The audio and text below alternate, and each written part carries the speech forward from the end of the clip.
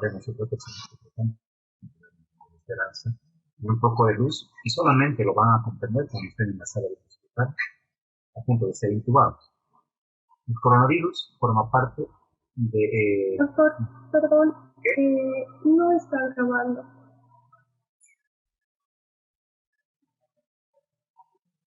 ¿Perdone?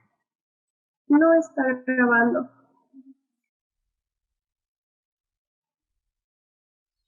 Yo les pido a todos ustedes que cierren sus videos, ¿ya? Porque me voy a molestar y ya de pronto me he enterado que hay gente que no es del curso que está entrando a esta charla. Para empezar, eso es deshonesto, y si así fuese, pues voy a hablar a los médicos del departamento y vamos a ver qué hacemos. Yo estoy queriendo colaborar con todos ustedes. He comprado este Zoom para tener por lo menos, bueno, no es gratis nada, para tener un poco más de... Yo sé que puedan tener mucho dinero, pero no creo que tengan la capacidad ni tampoco las ganas de querer transmitir lo poco o mucho que saben. Sé muy bien lo que piensan, ¿no? De parte de la gente. Los he conocido al dedillo y prácticamente, pues, sin modo. No sé si tienen conciencia o tienen, no sé, no sé por qué me dicen, pero esta clase está siendo dada con mucho esfuerzo, ¿ya? Tiene muchísima información que no es para otra gente que no sea del año. Y si lamentablemente hay gente que no es del año y está acá, yo ya he pedido a la gente que dice quienes no están del año, el lunes van a ser denunciados ante la facultad, porque les estoy pidiendo no pueden entrar a una aula donde se 100 participantes y están quitando la oportunidad a los inscritos. A partir del lunes vamos a tener más de 100 inscritos, pero seguramente será bien las cosas. Pero, por favor, esto no es nuestra chacota, ¿ya? O sea, jovencitos, los que se crecen de tal ya han tenido mucha vacación. Los necesitamos en los hospitales. Yo no sé por qué los han retirado. Cuando un médico debería, enfrentarse como yo me enfrento todos los días a esta pandemia, ahí quiero verlos con sus caritas, ¿sí? A ver si después no huyen, quiero verlos realmente. Sí. Disculpen que les haya empezado a hablar así, pero estoy muy molesto. La actitud del grupo de sobrepasar la cantidad de gente, o sea, de que hay gente que no pertenece al grupo y está entrando aquí. Eso desde ahí empieza toda la situación. ¿No? Quitan toda, toda inspiración para poder transmitir este, todo lo que se pueda dar. Y al final de cuentas les voy a tener que tirar diapositivas que vean de dónde pueda. ¿Sí? Las personas que tengan su video prendido les pido por favor que lo hagan. Asimismo, todas las personas que puedan este, estar en otra presentación, porque comentan que hay mucho eco. Muy bien.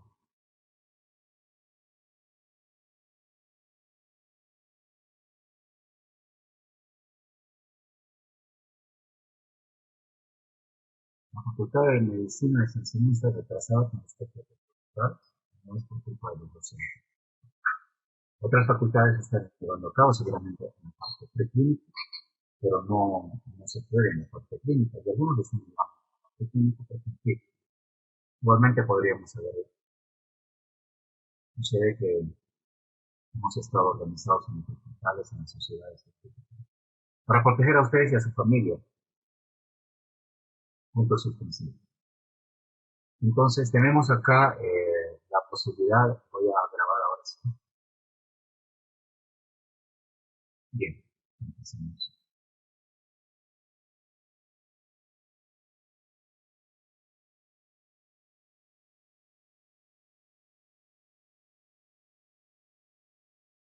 El coronavirus es un virus que siempre ha producido, como les decía, hace un par de días, la virosis, con un 10% de los casos.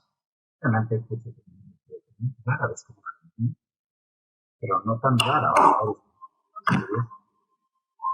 entre ellos se puede ver que hay algún tipo de, por favor, todos los participantes silencien su audio. Doctor, disculpe, no se le escucha. Porque hay gente que tiene el audio permitido. Voy a terminar la clase en un minuto si la gente si lo empiezan a tomar chacotas, como los que están bailando la morenada en la zona sur, yo voy a terminar la clase en este momento. O sea, yo les pido a todos ustedes que han entrado a este Face, que no es de la facultad, ya les he dicho, hubiera sido más complicado, hubiéramos empezado el lunes, o a este Zoom, pido que apaguen sus micrófonos, si no, en este momento voy a no, estoy viendo que hay gente todavía.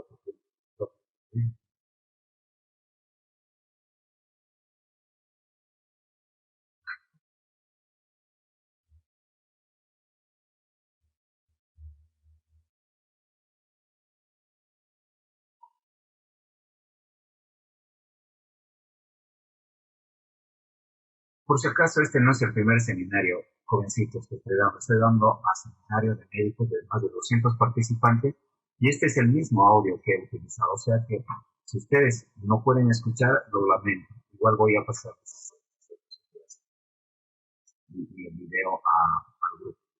Bien, tenemos entonces 4 tipos de géneros del coronavirus, que va desde el alfa, beta, gamma y delta coronavirus, que tiene justamente el grupo 4 del virus ARN y la suborden cornidovirinae y de la subfamilia ortocoronavirinae. Este beta coronavirus, en realidad pertenece justamente al coronavirus que es en el humano, ya era bastante común en patogenicidad viral de vías aéreas superiores y algunos de los inferiores, pero eran leves. Lo que tenemos eran 2 alfas y 2 betas, llamados COP229E, ustedes lo están viendo, NL63, OC43, HK1 beta, ¿ya? Y en esta última, bueno, del anterior siglo ya tuvimos un brote de coronavirus, pero fue leve, pero en este centuria del siglo XXI han empezado a tener mutaciones algunos coronavirus del grupo beta y los que más alta patogenicidad han tenido han sido el SARS-CoV 2002-2003, que fue en China, el MERS, en Medio Oriente, el CoV beta, en 2012-2013, y actualmente, como ustedes saben, empezó todo. Y empezó el 17 de diciembre del año pasado, pero el 31 de diciembre, antes del nuevo, empezaron a reportarse los 17 primeros casos de este nuevo coronavirus llamado SARS-CoV-2. Antes se llamaba novel coronavirus. La biología del coronavirus es ARN, monocatenario, que es ligado central y tiene una cápsula esférica que tiene muchas particularidades que vamos a ver bien, sobre todo algún tipo de proteínas llamadas spike. ¿No? Su cápsula, estas proteínas, estas partículas spike, son unas partículas antigénicas y que además le permiten a este virus ingresar a través de un receptor en las células, no solamente el aparato respiratorio, sino posiblemente el aparato digestivo y producir un verdadero síndrome sistémico que empieza por los vías respiratorios. Primero después, mencionar simplemente que en China el contagio era moderado porque una persona podía contagiar el 1.5 se cerró y aquella vez tuvieron 8.096 casos. Pero ya fue estudiado, ya se ensayó coronavirus.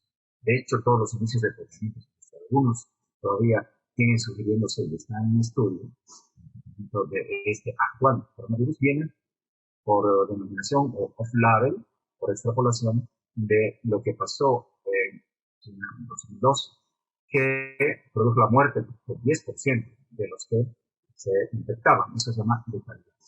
En el Medio Oriente apareció otro coronavirus con un RO más leve, de 0.3, una persona podía contagiar a 0.3 a 1.3 personas en promedio, y produjo 2.494 casos con un 35% de letalidad.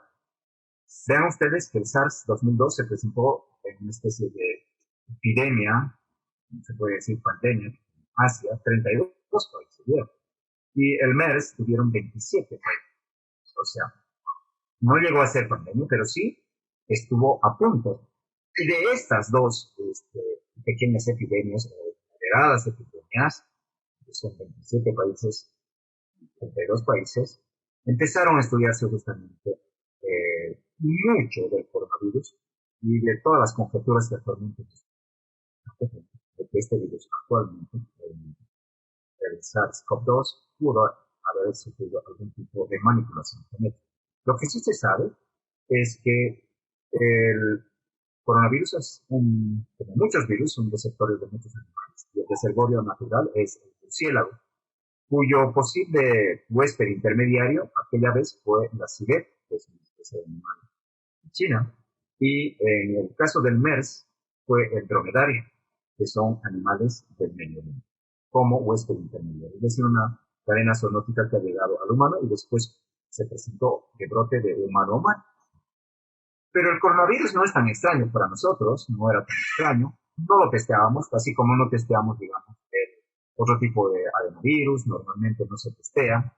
La gente vive en un planeta Reebok, donde cree que todo se testea en Bolivia, y cuando empezaron a averiguar cómo era la salud en Bolivia, empezaron a decir, sí, qué barbaridad, porque viven en su mundito y no saben al mundo real, ¿no? Y cada vez es más, y esto no es criticable, es preocupante, porque así los manipulan. Este virus no es tan extraño.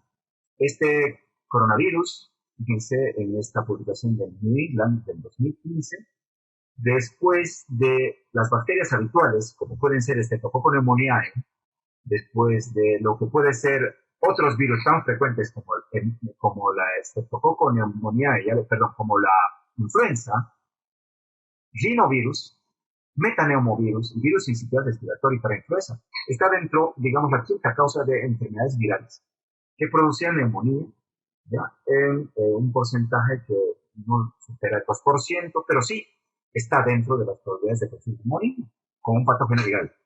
En las neumonías, como hablaremos la próxima semana, comunitarias, están las bacterias habituales, las neumonías típicas y atípicas. Dentro de las neumonías atípicas, aparte de los gérmenes llamados atípicos intracelulares como el Mycoplasma pneumoniae, como la clamidia pneumoniae, están los virus. Todos los virus producen neumonías atípicas. Para nosotros no es nuevo. Nosotros tenemos más de 25 años de ejercicio profesional de todos. Estas virosis, y claro, como era una neumonía típica y como no se pueden hacer PCR, tratábamos sintomáticamente otra vez con algún macrólico. Pero fíjense acá, en este reporte ya era frecuente. O sea, no es que no era frecuente, pero ya existía en un testeo, obviamente, donde se hace un PCR para todo. El coronavirus humano, entonces, viendo ustedes lo que se llama... Doctor, buenas noches, disculpe, pero solo se visualiza su cámara, no está compartiendo las diapositivas desde el principio de la clase. Ya. Lo que pasa, querido alumno, es que ando con muchos estudiantes porque su docente está trabajando y la gente está bailando en la zona sur y está bloqueando la basura, necesidad, donde uno va arriesgando la vida. Ya, ahora voy a compartir una belleza. Ahora empieza a compartirlo.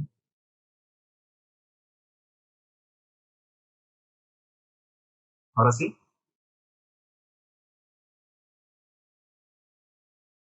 Ahora sí, doctor. Perfecto, gracias. Gracias, El doctor. el audio está muy suave.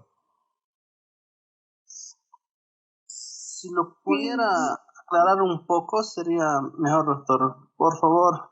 Se le escucha un poco suavito, doctor. Va a disculpar. Probablemente sea mi energía que está baja, pero voy a tratar de hablar más fuerte, ¿ya? Y voy a aumentar el volumen. Un segundo. Por favor. Voy a poner en pausa la grabación. Un minuto. Vamos a ver.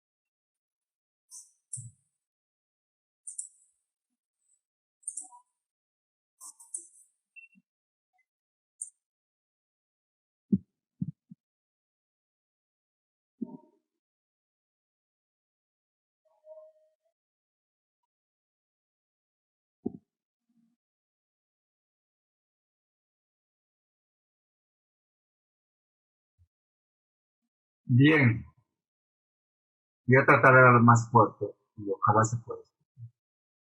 Entonces tenemos esta situación de la parte de la conformación de estos coronavirus.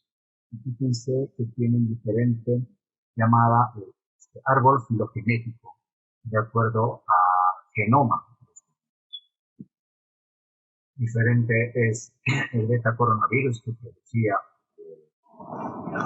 epidemias humanas de los resfríos comunes. Diferente es el asunto del MERS y del SARS. Voy a ir pasando. Cuando he pasado esto, se ve la sala de espera entrando. Ya.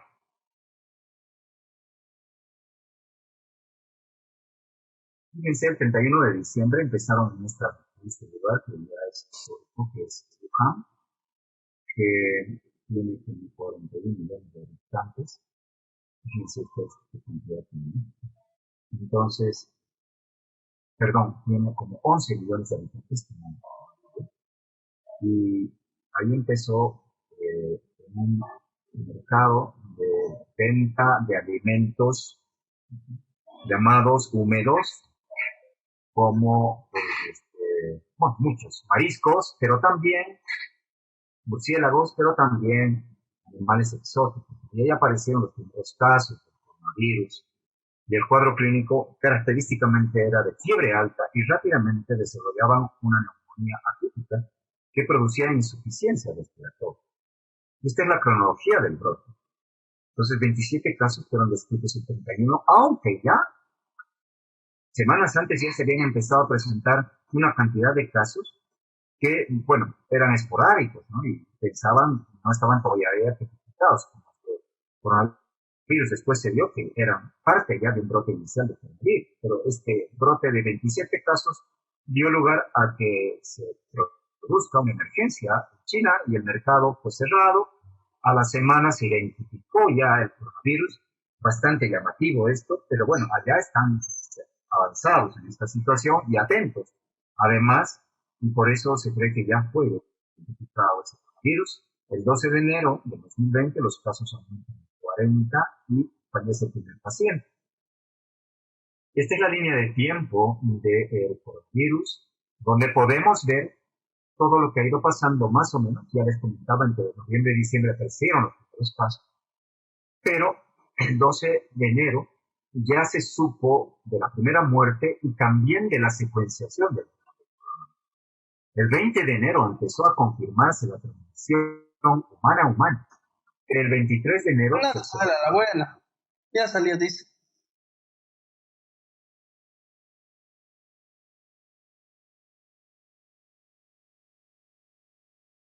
Por favor, pueden apagar sus micrófonos.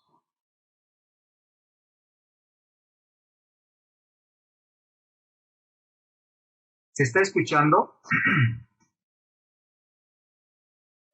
Sí, doctor, se está escuchando. Ya, perfecto. Entonces, tenemos que el 30 de enero ya apareció la denominación de enfermedad.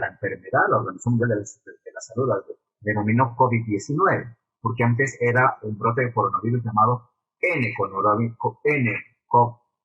coronavirus, novel coronavirus. En ese sentido, después empezó ya a aparecer fuera del país, de China, los primeros casos. El 13 de enero ya apareció algunos casos también fuera de China, pero ya después empezó a verse brotes en Corea del Sur. Y como ustedes saben, llegó a Europa recién la gente pensó que esto iba a descontrolarse, como que se ha descontrolado y como que se va a descontrolar en el país, lamento decirlo sin ser negativos. Y el 11 de marzo recién se declaró la pandemia.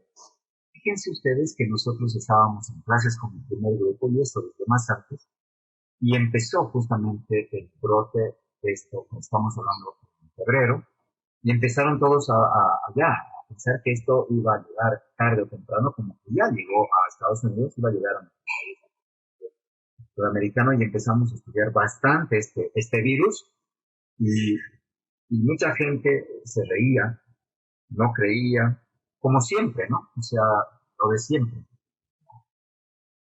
No podemos llamar, yo creo que llamamos una reacción de algunos seres humanos ante algo inevitable, que primero es la negación, después es una reacción a veces violenta o de huida, después viene un periodo de depresión, de tristeza, y recién puede venir la aceptación.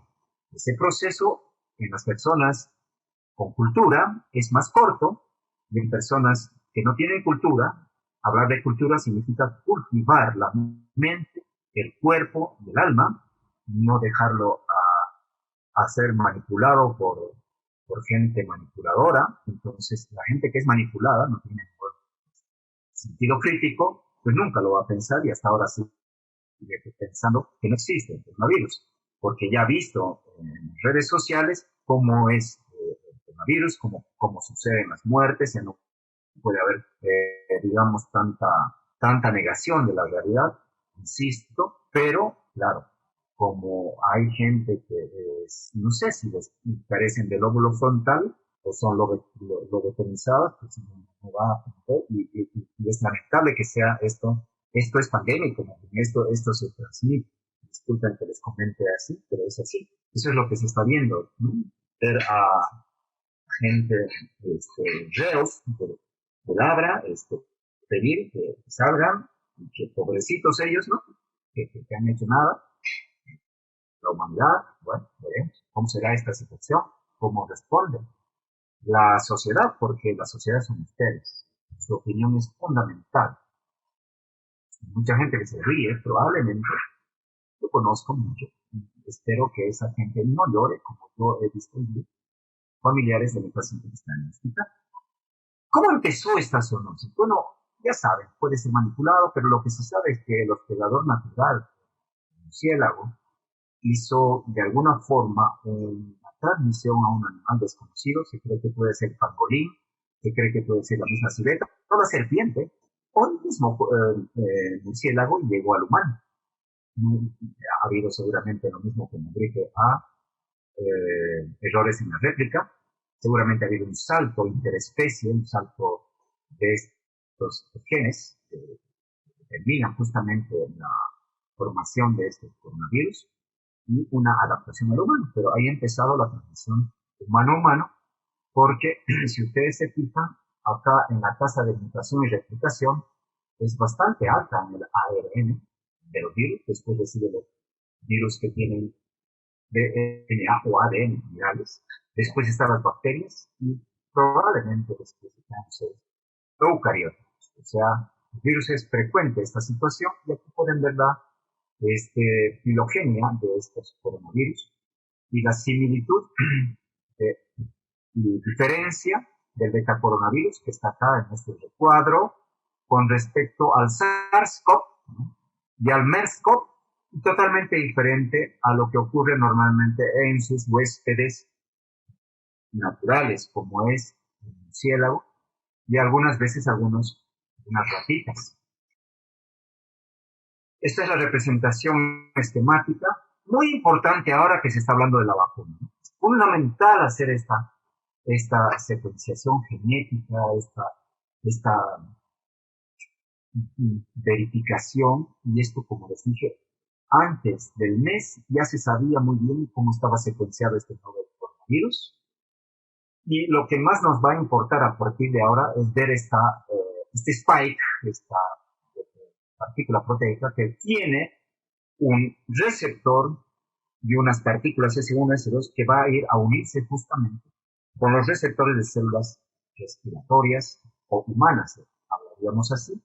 Y entonces estas partículas cada vez están siendo más estudiadas en su conformación y ya se ha podido ver que tienen dos subtipos, S1 y S2, que son los que le dan la antigenicidad, que son los que le dan además la unión, la capacidad de unión y después internalización a la célula del humano. Y cada vez, como ustedes ven, estas conformaciones tridimensionales de sus partículas hacen que se haya podido estudiar ese ciudad.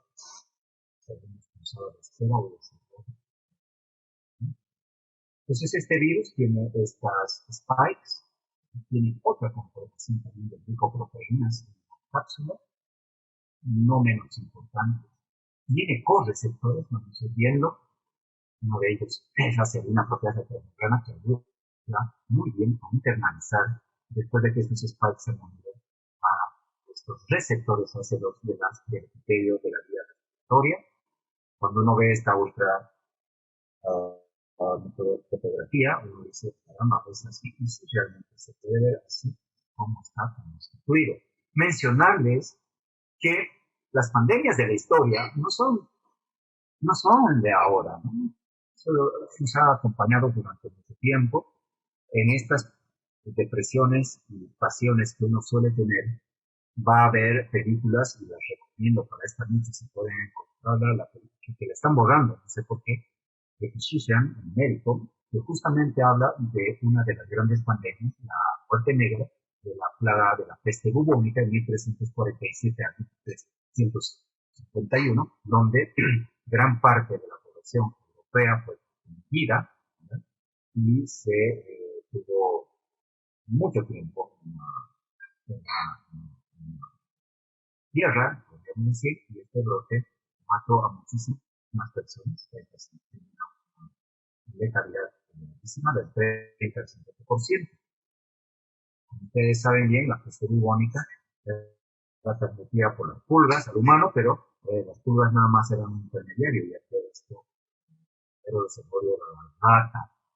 Después, otras grandes pandemias, empezamos con la viruela, que mató al 90% de los nativos americanos, y también en la época de 1520, y después en Europa 1800, tuvieron una gran cantidad de casos, con varias muertes, hasta llegar a lo que ya les había hablado de la gripe española, H1N1, 1919, que también produjo entre 40 y 50 millones de muertes. También ha habido otro tipo de plagas que se han ido repitiendo a lo largo del tiempo. Y ahora estamos, si ustedes ven estas salas de aislamiento, no difieren en nada del siglo, de hace 2 siglos, con lo que ha estado pasando en el humano. Y la actitud de las personas se han ido presentando de la misma forma, es decir, negación, ataque a los médicos, discriminación a los médicos, culpa de los médicos y ese tipo de reacciones primitivas del arquiencéfalo de gente que, insisto, no tiene un contexto más o menos llamado esperanzador para la especie humana. Y esta fue hizo el brote en este gráfico que acabo de compartir, no sé por qué, pero lo presentamos en su momento cuando empezó en China y empezó luego a diseminarse a países asiáticos. Después, en enero mismo, ya a eso del 27 de enero, ya empezó el primer caso en Estados Unidos de un paciente que voló a Estados Unidos de Wuhan, de ahí empezó en China, hoy digo en Estados Unidos, y ahí se propagó a todo el mundo. Vamos a ver por qué se propagan saltos que van tan importantes desde el continente asiático al europeo, y del europeo hacia el norteamericano, y ahí baja hacia la región, también África, que realmente es desesperante. Si nosotros vemos que Brasil está sufriendo un brote desesperanzador, con más de 15.000 muertos, van a tener mucha más consideración con lo que puede pasar en África, porque hay un hambre y otras enfermedades, entonces, multiresistentes, en cantidad estoy hablando, ¿no? Son, junto con otras virosis como el ébola, son cosas que van a diezmar las poblaciones. Esta es una diapositiva que les presento hace 20 minutos, creo, pero hice un screenshot de Johns Hopkins.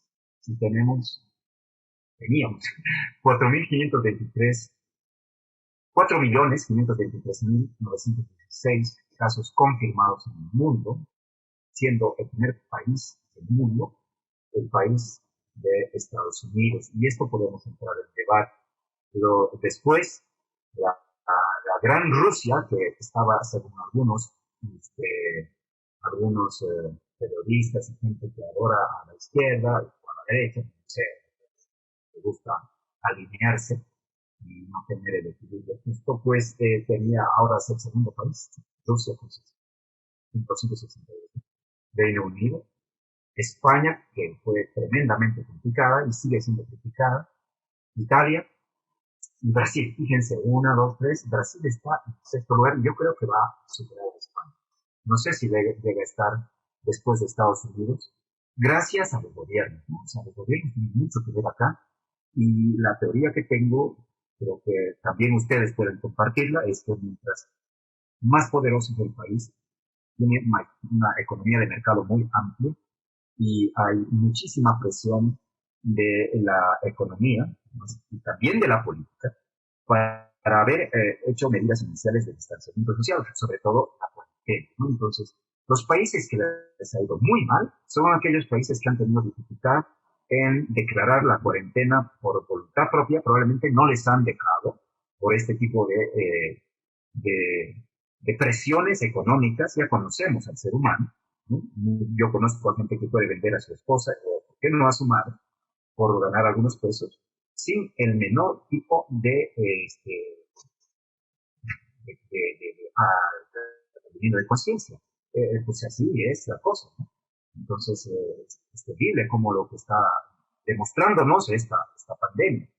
Estados Unidos es un país poderoso, donde no ha podido, primero por la capacidad tan negligente, o quizá, yo diría así, negligente e ignorante de un presidente que ha negado a entrar en cuarentena, ha echado la culpa a medio de China y ha empezado, y hasta ahora sigue cometiendo desatinos, contraviniendo todo lo que las recomendaciones de grandes instituciones como el Centro de Enfermedades de Atlanta, el CDC, el control de enfermedades, o otros grandes institutos de salud recomiendan.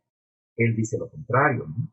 Y también fue más fácil, tal vez, para algunos países, que yo sepa, por ejemplo, Paraguay, El Salvador, donde la gobernabilidad es mejor, el número de individuos es más fácil de controlar, ¿no? Y en el nuestro, ustedes lo están viviendo día a día, toda la heterogeneidad, los intereses político-económicos están haciendo de que se hayan tomado malas decisiones desde un principio, bueno, buenas desde un principio, pero ayer les comentaba que solamente entramos a defendernos con la cuarentena y no se hizo muy poco para no solamente ocupar los hospitales. Esto ya venía destrozado durante los 14 años del gobierno previo del MAS, más antes también. Siempre la salud ha sido nada para la gente, Y claro, en ese ambiente nos desarrollamos los médicos y nos culpan por cobrar consultas particulares, porque la seguridad social y la seguridad pública o los hospitales públicos te ofrecen nada, y entonces no te queda otra que hacer cosas que probablemente no debemos hacerlas, pero sí, tienes que acomodarte. Ya ustedes van a ir bien.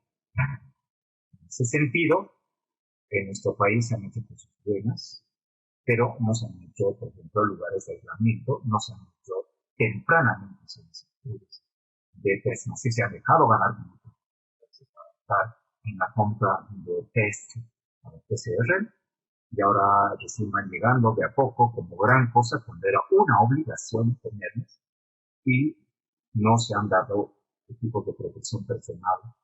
Probablemente porque ha habido otra cosa política que lo ha obstruido. La oposición, que en este caso más se ha dedicado a boicotear todo lo que podría hacerse esencialmente. Y estas luchas de arriba repercuten en lo que se va a ver de aquí a 2 semanas. Ya tenemos más de 3.000 casos y se viene un crecimiento exponencial en casos, pero también en muertes. Ustedes saben, vamos a ver cuál es la historia natural de esta enfermedad. Los que más muertes tienen son los Estados Unidos, 87.204 muertes. Todo un estadio de fútbol de muerte. Así de fácil. ¿Sí? Y en el mundo, 307.001 muertos. También se recuperan. Sí, claro que sí, se está recuperando en Estados Unidos. Claro que sí, en Nueva York está recuperando. Se recuperan una gran cantidad de pacientes. 80% se recupera. Pero bueno, parece que la mortalidad es propia de la historia de la gente, algunos. ¿Y por qué China? Porque el número de turistas chinos se ha disparado, ¿no? ¿Por qué China ha saltado a todo el mundo? Ustedes saben cómo ha crecido China. Ustedes saben la cantidad de habitantes que tiene China. Y el número de turistas se ha disparado desde el 2000 hasta el 2018, este dato, donde antes habían turistas muy pocos, poco, 10.500, y ahora tenemos 150.000 turistas permanentemente en viaje por todo el mundo. Estos son datos.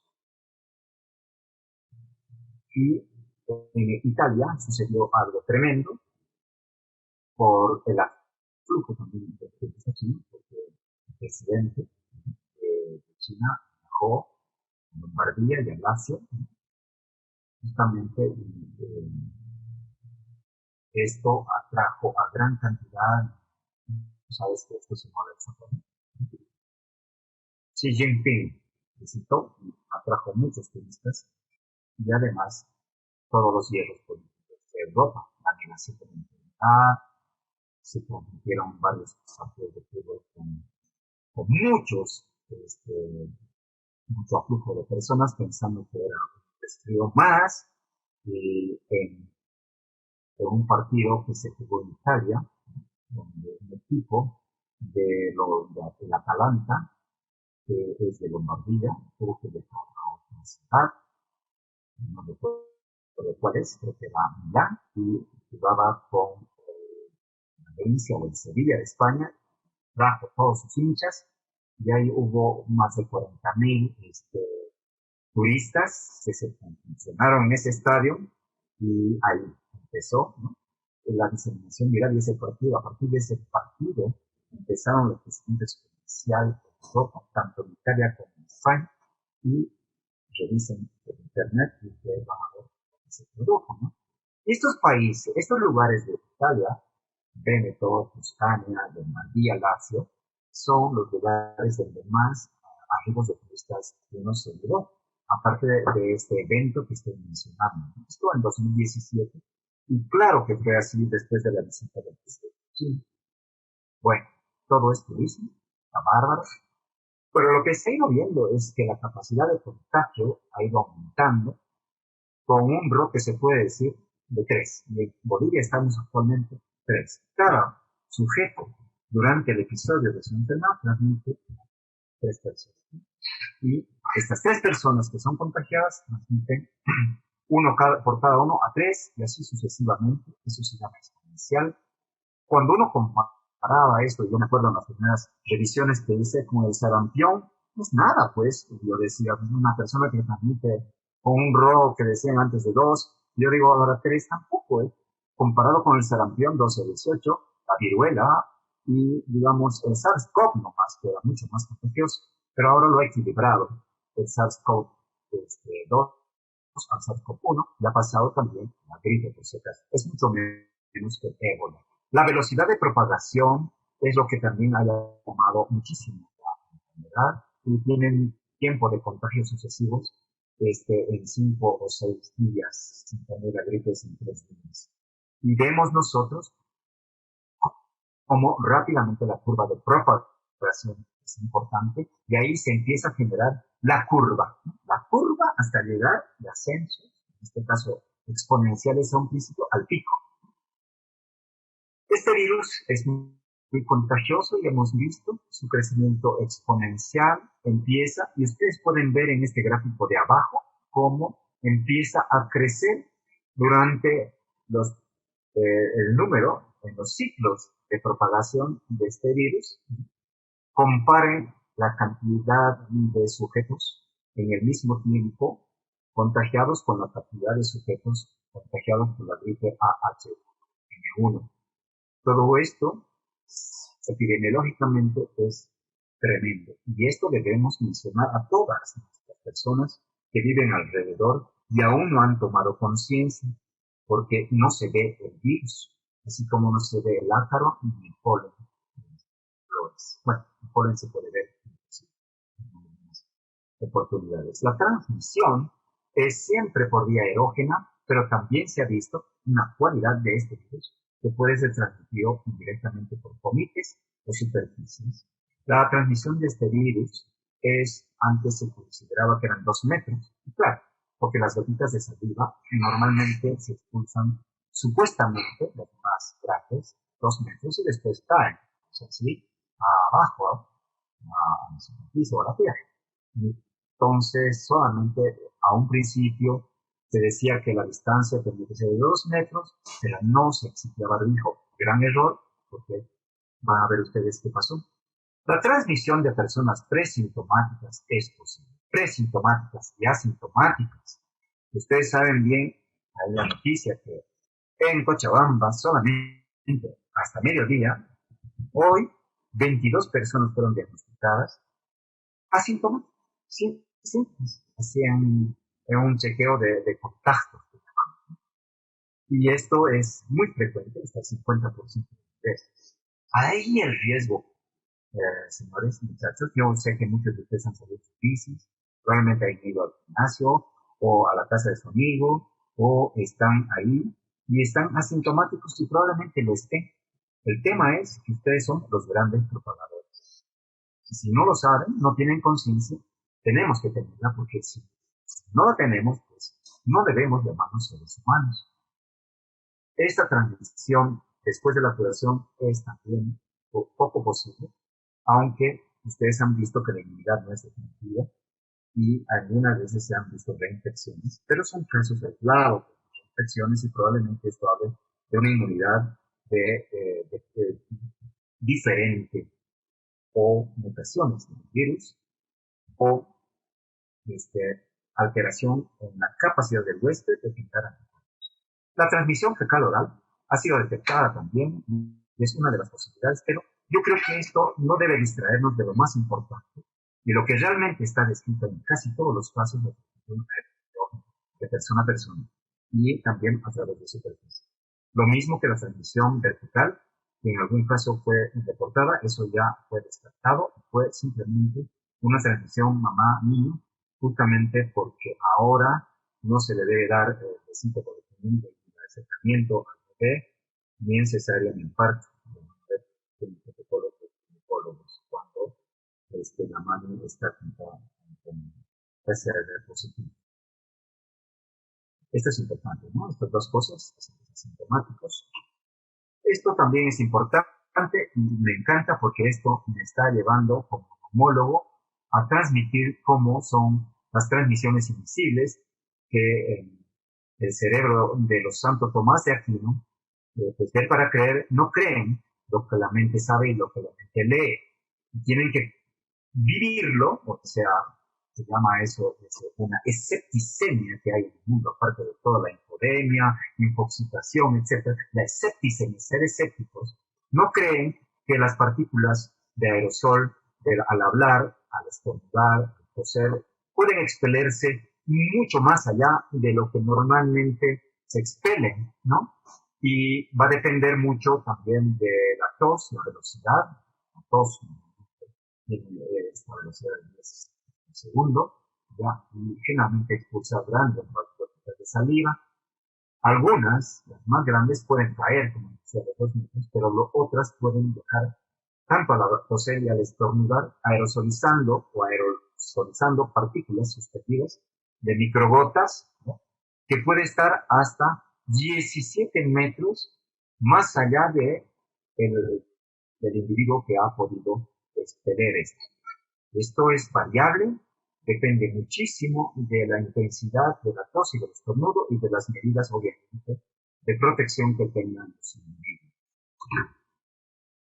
17 metros, sobre todo en ambientes cerrados, donde hay poca ventilación. Se ha hablado mucho de la luz ultravioleta, eso también es de estas partículas virales, pero estamos hablando acá de las gotitas de Flügel. Las gotitas de Flügel, núcleos de Wells, tienden a alojar más de varias partículas virales y estas son inhaladas por el ser humano al caminar alegremente, desafiando al virus por las calles. Las gotas más grandes, entonces, 1 a 2 metros, las otras pueden alcanzarnos 6 o 7, hasta 17 metros. Eso ha sido estudiado. Ustedes pueden bajar del link de algunos videos explicativos muy claros. Los aerosoles también pueden tener esto, tos, esto ha sido estudiado. Fíjense cómo ese vapor se ve en videos interesantes. También esto nos ha ayudado a saber rápidamente que en los procesos donde practicamos procedimientos como la endoscopía y los de terapia intensiva, la intubación, estas partículas pueden ser aerosolizadas y transmitidas al examinador, al operador, y cómo se pueden pegar, ustedes lo ven, en el escudo facial de los que están intubando. Esta fue una de las causas de muerte de los doctores inicialmente en China. Entonces esto nos ha ayudado mucho a hacer todas las medidas de bioseguridad. También en New England ha salido esta cantidad de partículas de acuerdo a intensidad del habla en decibeles, ¿no? Y se ha podido estudiar que al decir estar saludable, se puede expeler una cantidad de partículas, ¿no? Un número de partículas que viajan importantemente por la atmósfera, pero son más de 1000, o sea, múltiples partículas que solo al hablar en este tono que yo estoy hablando puedo contagiarlos si estuviera positivo y ustedes estuvieran muchos metros a distancia.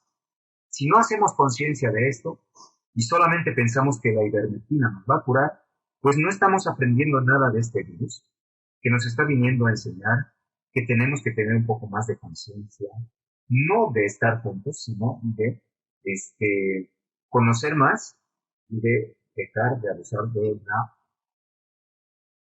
del medio ambiente. Tenemos acá esto que también ha sido socializado, las partículas en los supermercados que pueden trasladarse muchos metros.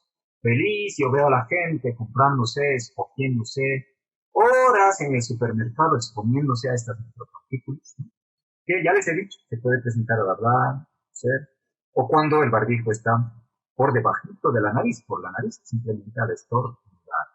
Los países en estas curvas epidemiológicas, hasta hace ya más de un mes, en el número de días en las abscisas y el número de casos ordenados, podemos ver el reporte semanal como las curvas celestes, digamos, son de unas curvas no de altos casos, no de un crecimiento rápido exponencial, como pueden ser los ejemplos tan clásicos y tan bien, digamos, referenciados por la Organización Mundial de la Salud y la prensa, donde se decía que los países que han hecho buenas medidas por la cultura son Corea del Sur, no fue tanto así, pero sí Japón, Singapur y Hong Kong. Ojo, que tuvo un comportamiento diferente en este. Ustedes ya van a ver ahí que existe desde ahí discriminación. ¿Por qué? ¿Por qué estos países tuvieron tan buen o tan lento crecimiento en sus casos comparado con lo que está pasando en Estados Unidos, ha pasado en España, ha pasado mismo en el resto de China, en Italia, en Irán, en el Reino Unido y ahora en Brasil? ¿Por qué? Esta es la diferencia. Aquí empezaron a verificar esta situación y se exigió, aparte del distanciamiento social, lavado de manos, el uso de barbijo a todo el mundo, ¿no? Y del otro lado no. Esa fue la diferencia de todos, ¿ya? Otra cosa que hemos aprendido es la transmisión por superficie, y hay estudios donde se dice que cuánto tiempo puede estar suspendida las partículas virales en la atmósfera. Los aerosoles pueden estar 2 o 3 horas suspendidas en los ambientes con títulos altos, ¿no? Esto como promedio. Pero también se han hecho estudios, esto in vitro, ¿no? En laboratorio me refiero, con el cartón. Se han hecho descripciones también con el plástico, con material como el cobre, de hecho materiales como el acero o con aluminio, y se ve que las partículas virales pueden estar llamativamente en algunas superficies mucho tiempo, bastante tiempo. En el plástico hasta 72 horas, en el acero inoxidable 48 horas, en el cartón 24 horas, en el cobre 4 horas. Y parece que esto ya se ha olvidado a la gente, parece que el virus cuando está justamente creciendo hacia arriba, digamos, a llegar al pico. Bueno, acabo de escuchar a un estupendo infectólogo de Bolivia, Juan Saavedra, que recién el pico va a llegar mediados de junio. Yo creo que más todavía, ¿no? O sea, imagínense nosotros queriendo, no sé, qué ignorancia la nuestra, ¿no? De no aprender de los errores. O sea, parece que tenemos que estar con la bandita de los negritos y el ataúd, como ese meme, que uno lo toma como para tranquilizarse, pero creo que estamos así. ¿Sí? Cartón, 24 horas, cobre 4 horas. Esto en condiciones experimentales de 23 grados y humedad relativa a 5 grados. Algunos han hecho algunos estudios y lo comparten, no lo he leído, que la luz ultravioleta bajaría bastante esta probabilidad, ¿no? Y los aerosoles, escuchen bien, puede estar promedio en de 2.7 horas. ¿Es así? En superficies y también en el aire. Y están las superficies a tener en cuenta para sus familiares. Nunca está de más respetar que este virus es lábil al alcohol, más del 70%, al peróxido de hidrógeno oxigenante, también al hipoclorito de sodio, a la lamina 2%, y las superficies deberían ser limpiadas con un paño antes de poderlas colocar dentro de la habitación y, si es posible, dejarlas después de ese tiempo que se recomienda.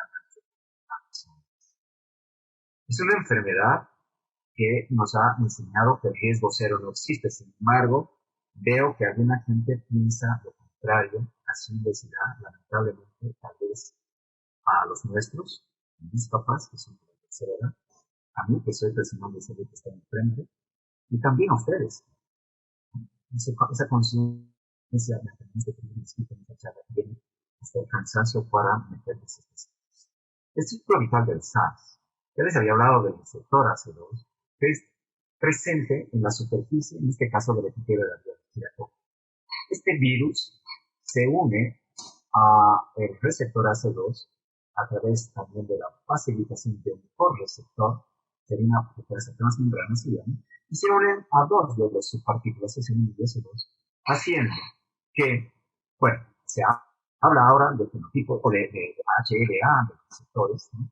Que esto puede ser mediado genéticamente, y que habría una predisposición genética de los individuos a realizar más internalización de partículas virales en una cantidad importante, en una cantidad media, o no internalizarlas. Eso parece ser dependiente de HLA. Y eso lo vamos a ver en el tiempo, cuando hablemos de fenotipos, seguramente, ¿no? Y crucemos información con genotipos. Por ahora sabemos que esto existe y que la partícula viral es internalizada, rápidamente es incluida en una vesícula llamada endosoma, ¿no? Y este endosoma es trasladado y digamos, empieza a producir una proteólisis, y después esta ARN nuevamente es replicado, ¿no?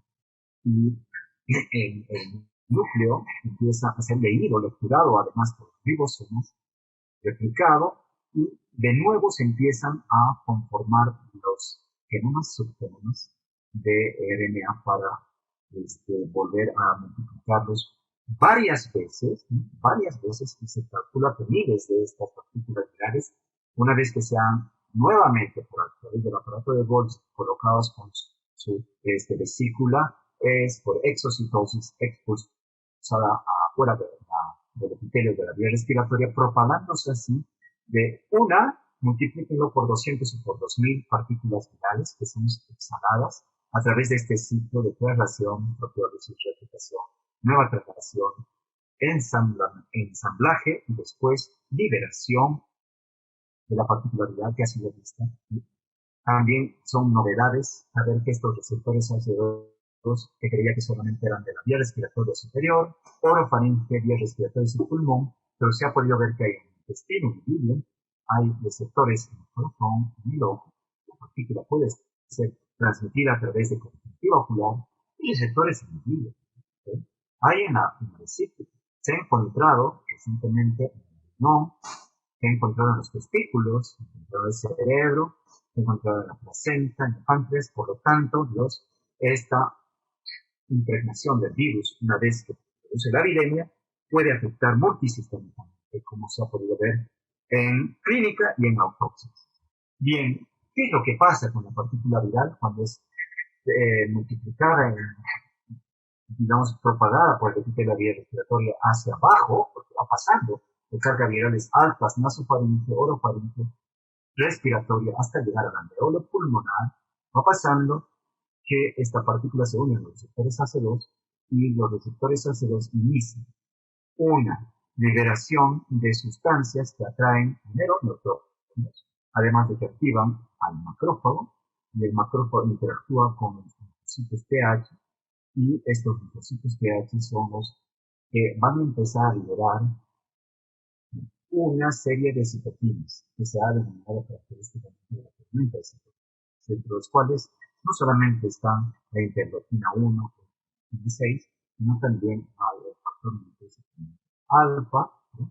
Y muchas otras sustancias que definitivamente producen daño del epitelio, daño del citotipo 2 que produce importante, aumento de la permeabilidad pulmonar, edema pulmonar, más aflujo de neutrófilos. Las proteasas de los neutrófilos terminan de producir las fases del distrés normales, que es una fase oxidativa, edema pulmonar, membranas y arenas por destrucción del epitelio del citotipo 1, congestión, sangrado, o sea, hemorrágica, y también después pasamos ya a una fase llamada proliferativa, inicio de reparación, y para entrar en la tercera semana del distrés, no de esta enfermedad, a la fase fibrótica.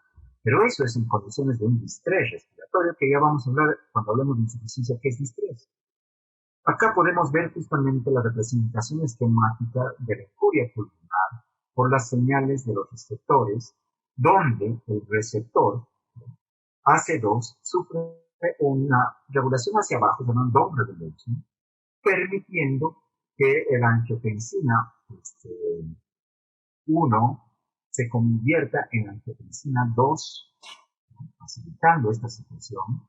Y como la angiotensina 2 tiene actitudes, digamos, inflamatorias, vasodilatadoras, proliferativas de los vasos sanguíneos, entonces Esta angiotensina 2 es nociva para el ser humano y se unen a estos receptores de angiotensina 2 produciendo un daño y edema pulmonar estudiado esto en animales de células Vero y también en animales de experimentación. Eso está mal.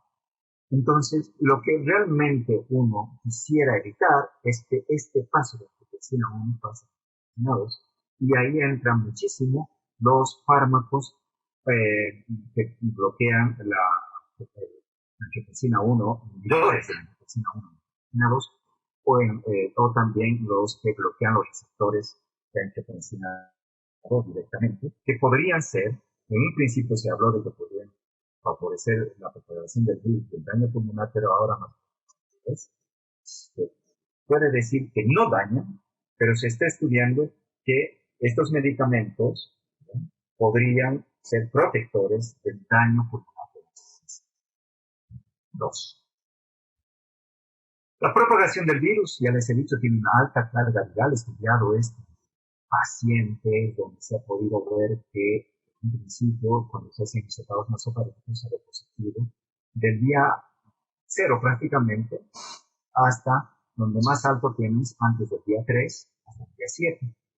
Después, tanto en naso y orofaringe se pueden ver con títulos altos de hisopado nasofaríngeo, pero después va bajando la sensibilidad del test porque el virus va bajando y entonces uno tiene que hacer otro tipo de muestras que probablemente sean el esputo, sea un aspirado traqueal si el paciente es intubado, o para los broncoscopistas un mini lavado broncoalveolar. Ahí podemos ver justamente lo que pasa con respecto al tropismo en la garganta y la réplica que va bajando hacia la parte inferior. La mínima probabilidad de encontrar heces casi la nula en orina, pero sí se sabe que hay en vejiga. Se estaba hablando que se ha encontrado inclusive en el esperma del varón porque hay receptores cancerosos. La conversión de anticuerpos se va presentando en el 50% de los pacientes al día número 7 con una IgM positiva, y después del día número 14 también en esa misma proporción. Esto está dependiente de la respuesta inmunológica de los pacientes. Es increíble ver cómo en España ni el 10% de los testeos de anticuerpos, ¿no?, ha podido verse de lo que se ha visto en China, por ejemplo, que se ha encontrado una cantidad importante de IgG después de los 14 días que duraba inclusive hasta 30 días y en algunos estudios hasta los 3 meses. Entonces tenemos esta carga viral alta, es importante mencionarla, 5 a 6 días inicialmente baja, ¿sí?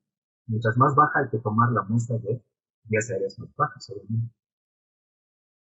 Y tenemos las muestras de esputo, de cepados nasales, de cepados de la boca. Bien, otra cosa que es importante, este gráfico nos ayuda además a correlacionar los días de incubación con la excreta viral. Los días de incubación, en algunos casos se puede tener ya positivo, el mínimo porcentaje, que son estos pacientes asintomáticos. ¿Hola? Vayan a tomar té, chicos.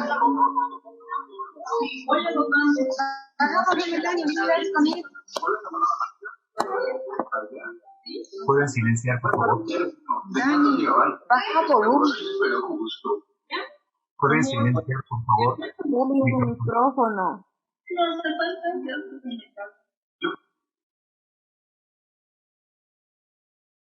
Entonces se puede ver justamente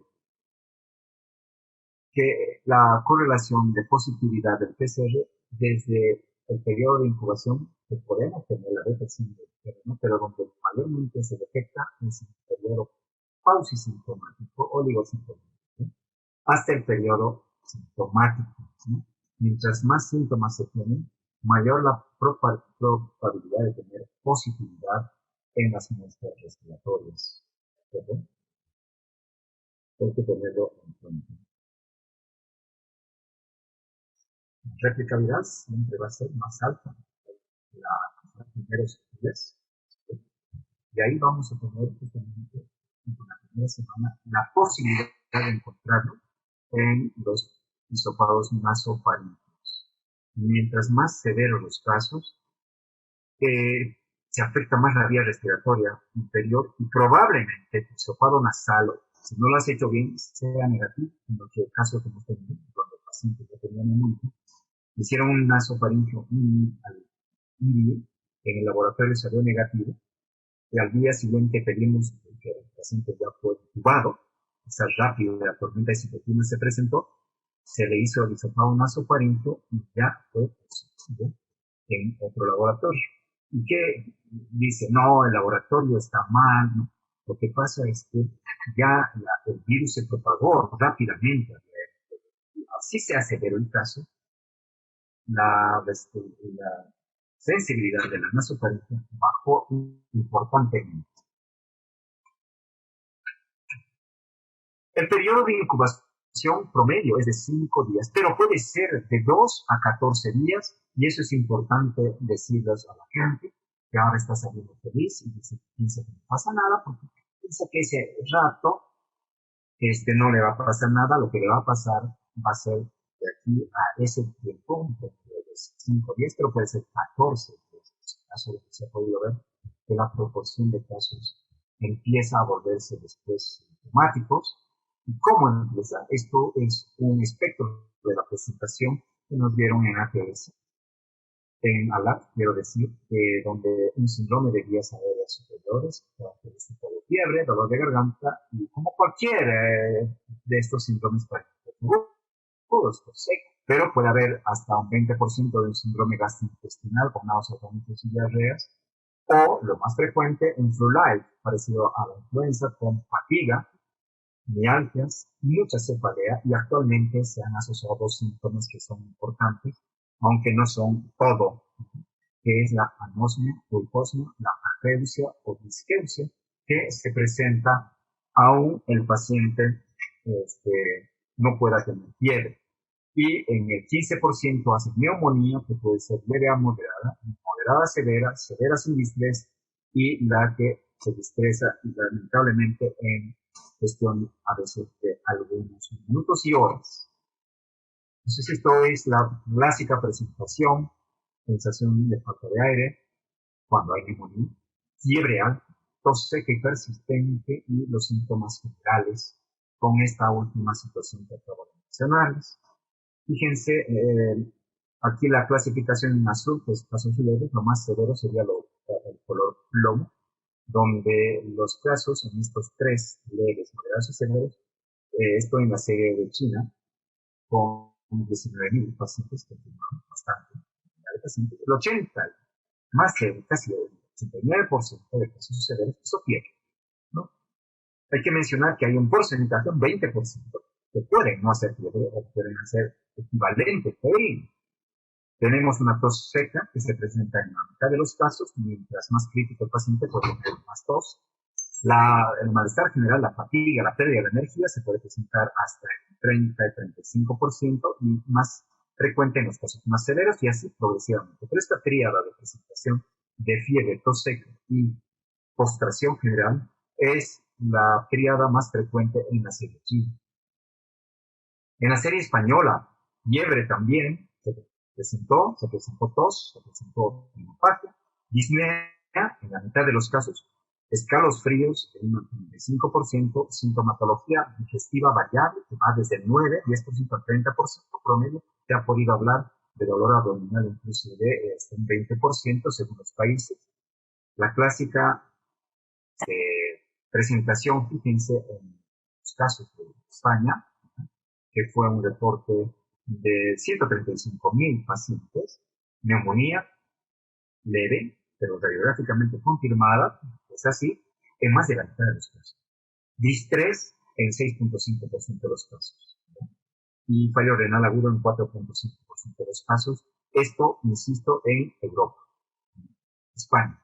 Y esta es la clasificación de la enfermedad, y esto es importante saberlo, que el 81% en la serie justamente, sobre todo de Wuhan, de China, ¿no?, donde tuvieron miles de pacientes, el 81% de esta enfermedad era de caso asintomática subclínica, ¿ya? se podía tener leve neumonía, pero no necesitaba hospitalización, ¿ya? Muchas neumonías atípicas he visto en mi vida, y no todas meritaban ni siquiera placa de tórax y tampoco necesitaban hospitalización, solamente tratamiento sintomático. Pero esta es una situación diferente. ¿Por qué? Porque es mucha la cantidad de casos que se presentan masivamente. Esto pasa casi similar a lo que pasa con la influenza, pero no podemos hablar del número de casos de influenza y la intensidad de propagación o cómo este coronavirus SARS-CoV-2. La enfermedad grave, 14%, que obliga a hospitalizar al paciente, que definitivamente tiene que tener infiltrados radiográficos, y la enfermedad crítica, que da un 5%, que produce distrés, y una viremia o septicemia con estado de fallo multiorgánico o choque, que tiene diferentes acepciones, y cada vez vamos aprendiendo de que hay eventos trombóticos asociados. La recuperación en cualquiera de estos casos es importante en el 96%. Y la mortalidad, o hablemos de letalidad, el ex letalis, es del 2.3%. 50% de los casos críticos fallecen. Eso tenemos que tenerlo y no ha cambiado. Esto es una línea de tiempo desde que inician los síntomas, ¿ya?, de la fiebre hasta que cuando te da neumonía pasan 7 días donde te hospitalizan, la dificultad respiratoria se presenta rápidamente y el distrés respiratorio más rápidamente, y lo he evidenciado y lo estamos viendo en los pocos casos que tenemos en Bolivia con los colegas interinats, y pasan a terapia intensiva habitualmente después del día 10. El paciente que nosotros internamos del día 7 fue rápidamente progresiva en un solo día, y antes de las 24 horas pasó a terapia intensiva y estaba activado y ventilado. Ya tenemos con hoy día 7 días a 8 por 7 días de ventilación. Entonces tenemos esta proporción de casos, ya les he mencionado, la clínica, que dificultad respiratoria tos seca. Pero este gráfico es tan importante donde nos ponemos en el mapa de lo que sucede en el bosque, ¿no?, de los casos sin síntomas, de los casos leves a moderados, pero que contagian arriba, contagian. Son los casos más contagiosos estos del 50%, y no debería llamarnos la atención. Produce pánico a la gente, ¿sí? Pero no queremos tenerle pánico. Tenemos que pedirles, por favor, que solamente no salgan si no tienen que salir, que tomen distanciamiento social, que hagan el uso del barbijo, que dejen de disfruten sus pendejadas, ¿no? O sea, cada uno es libre de hacer lo que sea. Lamentablemente puede transmitir estando con síntomas leves y un 30% sin síntomas, ¿ya? El problema es que de ahí, que es la base, el 80% puede ir yendo hacia, en este caso hacia abajo, pero la punta del iceberg sería con los síntomas severos, ¿ya?, que dan esa posibilidad de neumonía, el 15%, ¿ya?, y de los síntomas críticos que dan la posibilidad de entrar a terapia intensiva, de las cuales 50% se mueren. Hacia el lado derecho ven la mortalidad. De los que no tienen síntomas nadie se muere, también de los síntomas leves y moderados tampoco se mueren. No se van a morir ellos, se van a morir familiares, amigos, papás de amigos, que pueden vivir en otra zona de la ciudad incluso. Y se van a morir los de neumonía, 15%, y los que entran con distrés y fallo multiorgánico, el 50% de los casos.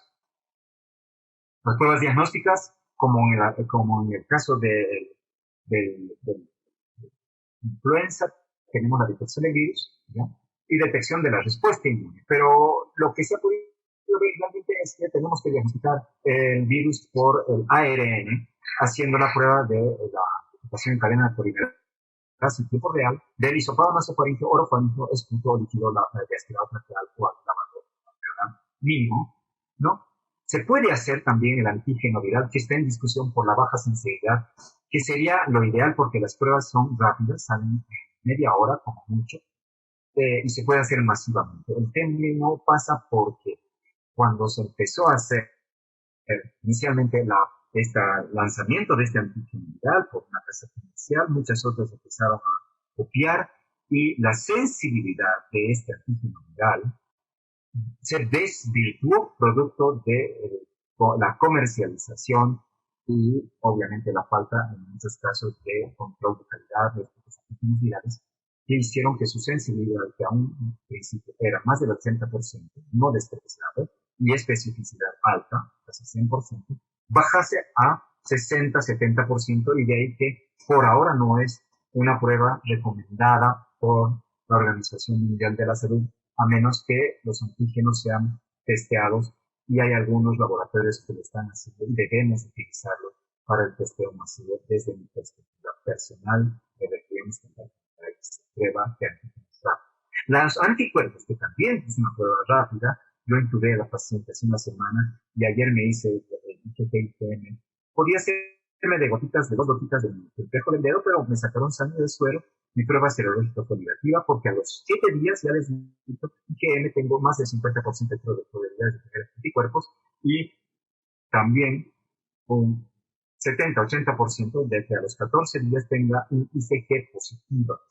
Esto depende del estado inmunológico de respuesta del individuo, y les mencionaba lo que pasó en un reporte que lo vi en noticias y espero leerlo después con los pacientes en España. Bien, esto es más bien de China. Con respecto a eso, es importante lo que deben mencionar. Aquí están las pruebas, así se hace la prueba. Tenemos que estar con equipos de protección, con estas 3 cosas que se recomiendan. Mascarilla N95, escudo facial, tenemos que tener bien aplicado hacia la boca, con todo lo que ustedes han estado viendo que nos aplica, con el camisolín hidrorrepelente y guantes. ¿Okay? Con eso tenemos que entrar a revisar a nuestros pacientes sospechosos y a tomar muestras. Otra cosa es estar en terapia intensiva con exposición permanente a partículas virales masivas o al hacer procedimientos como bronquioscopía. Sin embargo, hoy día, al ir al hospital, he visto equipos de protección 4 ciclistas que estaban yendo a trabajar. No es así, ¿no? Entonces sale el comercio indiscriminado para vender a cualquier cosa. Aquí estamos con las pruebas de anticuerpos, ¿no? Vemos los días de anticuerpos después de los síntomas de IgM, 5 o 7 días, IgA también, que no se está haciendo, por lo menos en los laboratorios acá en hospital, ¿no? Y los IgG que aumentan más importantemente, generalmente, después de los 14 días.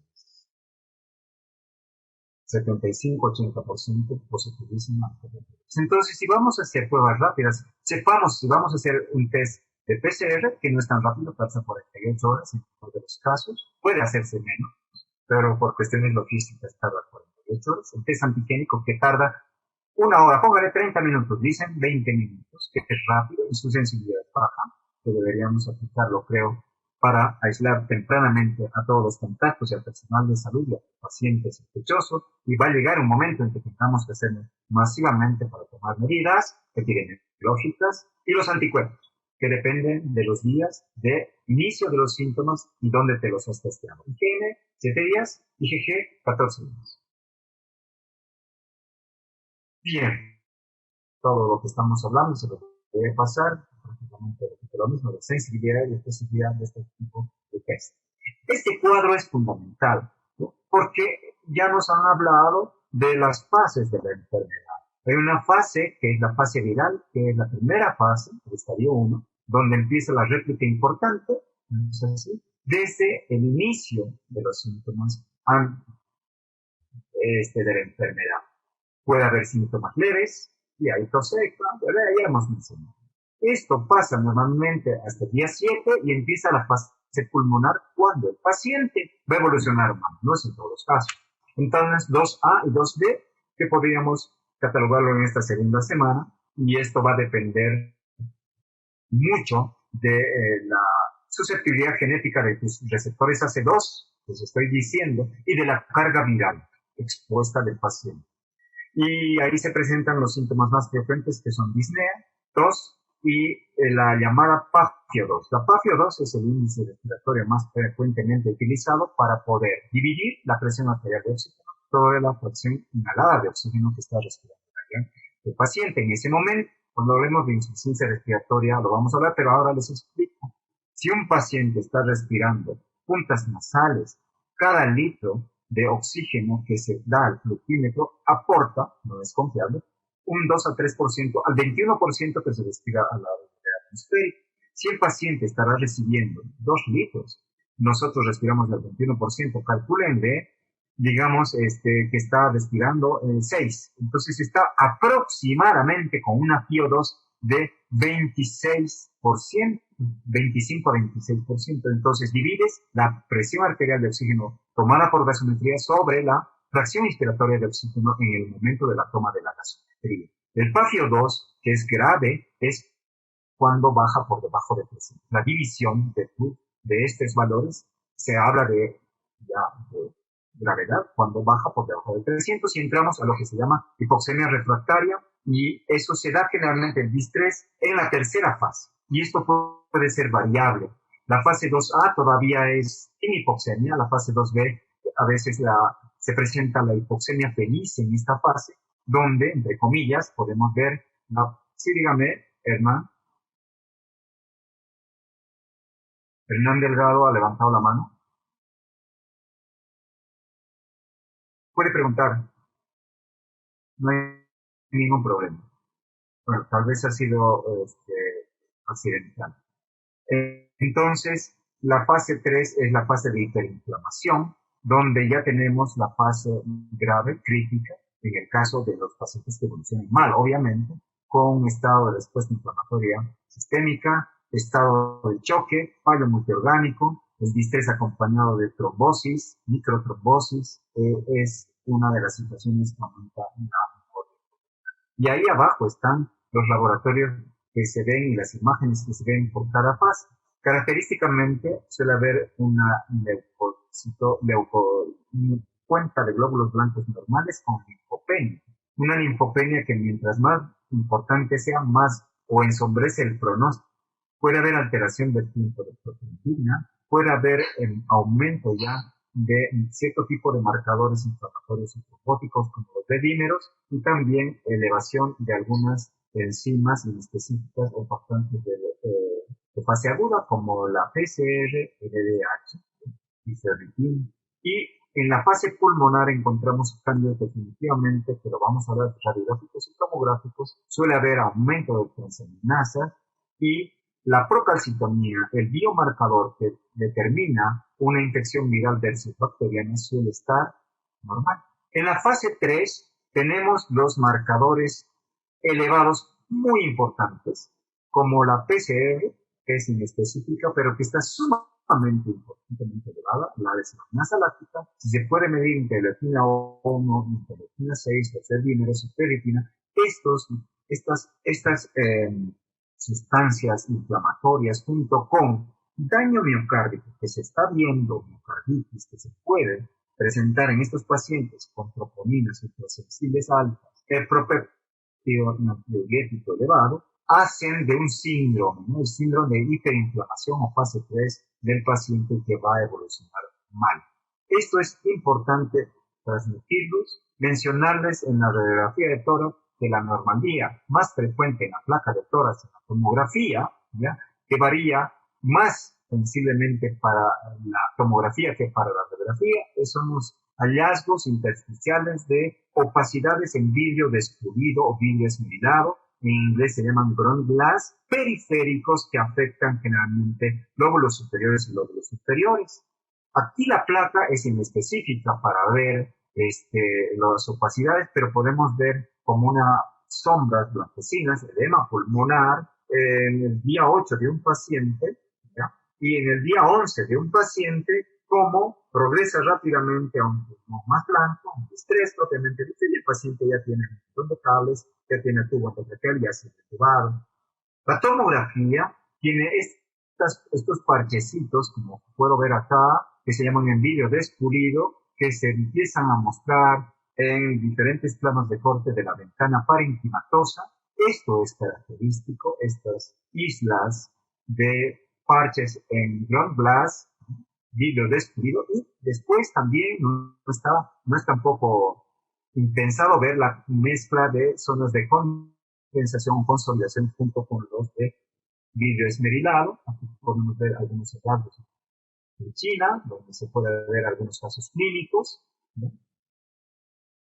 En los casos clínicos de rápido deterioro con progresión de esta tomografía. Podemos hacer tomografías nosotros. Aquí la operatividad pasa porque el trasladarlo a un paciente de terapia intensiva con la ventilación mecánica, PIP, con el riesgo de transmisión de virus durante el pasillo, durante el procedimiento, no se hace como se hizo en China y como yo hacía en otro tipo de infecciones, el traslado a unidades de tomografía para ver el seguimiento de opacidades. Por eso ahora tomografía no es que no sea buena, es excelente, tiene una sensibilidad altísima, cercana con estas opacidades en contexto pandémico, de un 100%, ¿no? Especificidades no son, pero sensibilidades son de un 100%.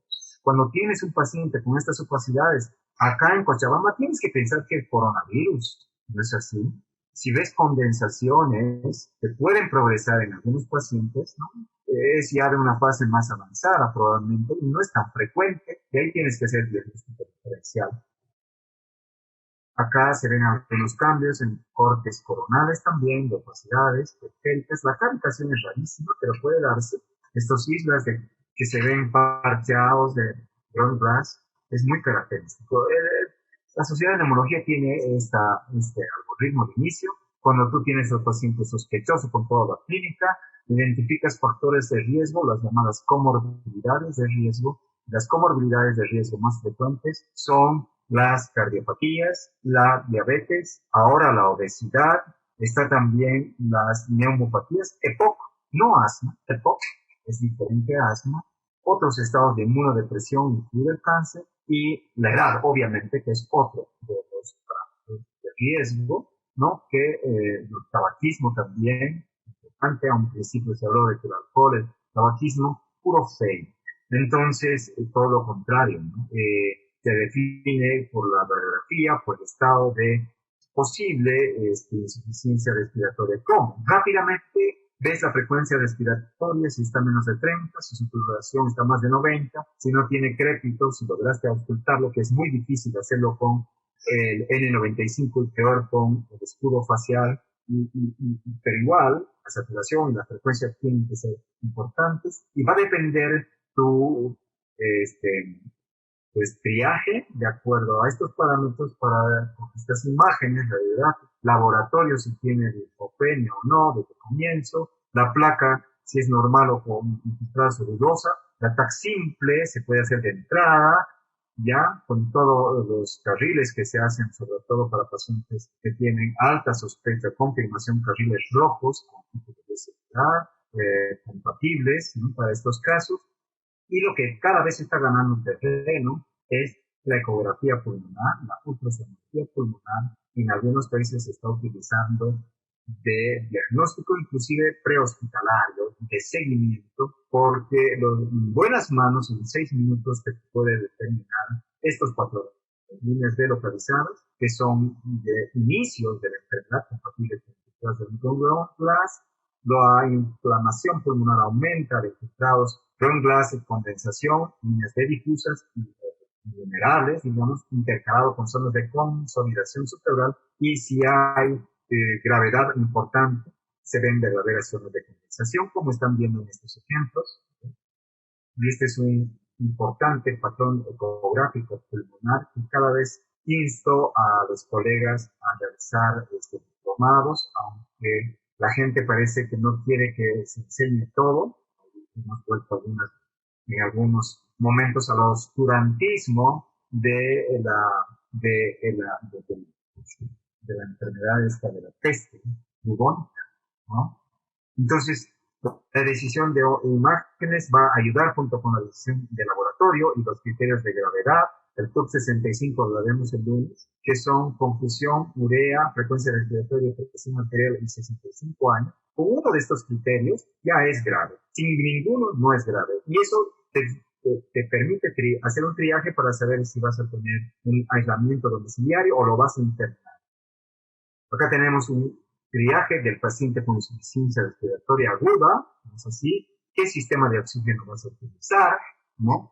Generalmente se utiliza puntas nasales en pacientes que tienen una insuficiencia respiratoria no distrés, grave, no distrés, se utiliza una mascarilla de oxígeno con bolsa de ventilación, mascarilla de tubo y con un barbijo para el paciente. Ventilación mecánica no invasiva es una de las probabilidades, siempre y cuando se tengan todos los equipos de protección individual adecuados para el personal, cosa que no siempre es dado, y es preocupante que la ventilación mecánica no invasiva también genera aerosolización, por eso no ha ganado muchos adeptos, pero en casos de severidad, de hospitales que son colapsados, vamos a tener que echar mano de todo lo que se pueda tener a mano para un paciente. Hay un sistema muy interesante, que es la ventilación con oxígeno alto flujo, que son flujos que dan de 60 a 70 litros por minuto, equipos que por cánulas nasales especiales, los prongs nasales se llaman, dan este flujo alto, pero este flujo alto también ventila porque vence la resistencia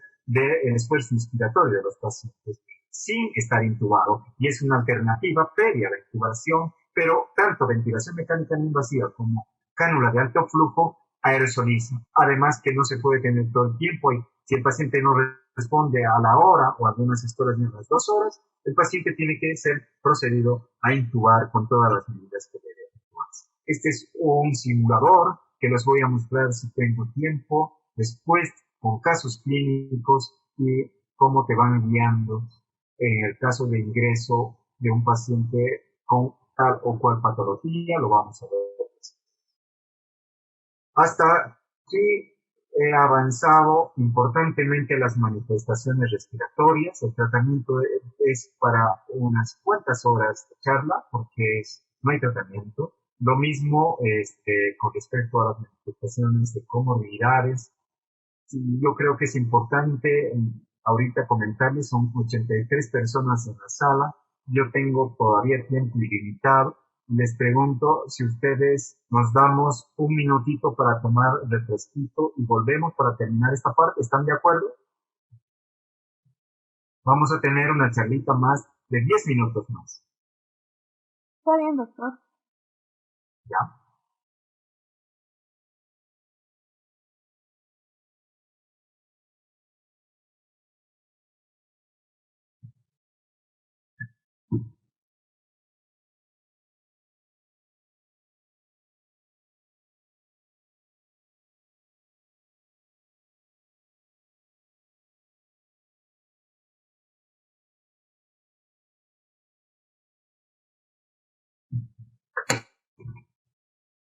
Interesante conocer todo esto porque nos va a pasar colegas. Nos va a pasar. Las manifestaciones neurológicas pueden ser cada vez más frecuentes. Ustedes están viendo que es más sistémica esta enfermedad, no solamente respiratoria. Hay manifestaciones cutáneas, hay manifestaciones oftalmológicas, otorrinolaringológicas, de la coagulopatía, cardiovasculares, ¿sí? Y son fuente oculta de propagación viral. ¿No es así? Porque no sabemos muy bien cómo podría contagiar un paciente con cutáneas, o un paciente a través de la conjuntiva ocular, que se ha podido ver que hay receptores a ese nivel, y se sabe que debemos cubrirnos también las conjuntivas con lentes. Los síntomas neurológicos en esta serie de Wuhan, ¿ya?, han mostrado un 24% de síntomas en general, y de los casos graves hasta un 30%, y un 20% de los casos no graves. Digamos, de los podemos dividirlos en el sistema nervioso central y periférico.